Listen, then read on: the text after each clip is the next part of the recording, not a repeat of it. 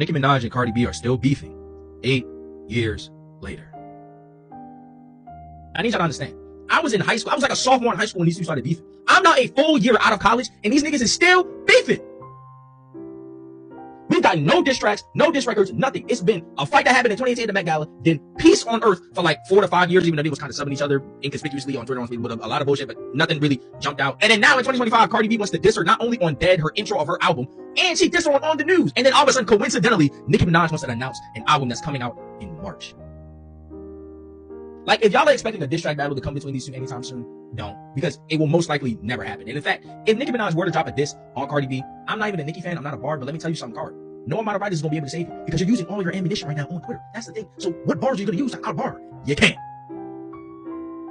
And this is kind of the biggest issue because right now, these two are just mudslinging, talking about kids, families, husbands, boyfriends, baby dads, fraternity, fertility, like nasty shit that I'm not going to get into because I focus on hip-hop and rap.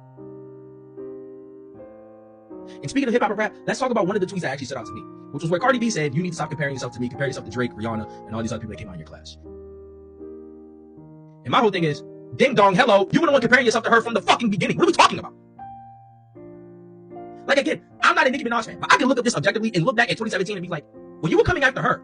And let's be clear, Nicki Minaj don't fuck with none of these female rappers. She has a queen complex. Like, her queen persona is who she is in real life. She looks at all you niggas like peasants. So she don't really fuck with none of you niggas. Now I can try to pull up all the instances where she tried to big up other people. She don't fuck with none of these niggas. So Cardi B was just another person she didn't fuck with. And it was clear she don't fuck with her. And then it became an all-out war where Cardi B didn't really take a liking to that. So yeah, I'm gonna come at you. And maybe it was her personal beef with her. Maybe it was a label pushing her and saying, yo, you gotta go out to number one. Because remember, guys, she won Album of the Year in 2018. Even Nicki Minaj hasn't done that. An accolade that she will never ever have. That's the whole thing behind this. And so for you to try to be like, you need to compare yourself to your peers. Nigga, you've been comparing yourself to her your entire career. Even when you're not trying to quote unquote say her name, you're saying her name regardless. So what are we talking about?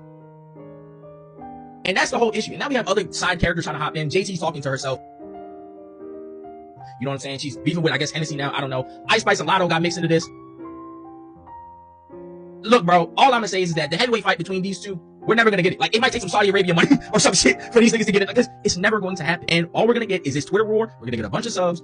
That is all. Because let me tell you something. If we were to get a diss battle, it's not gonna end well for Cardi B. I just gotta be honest with you.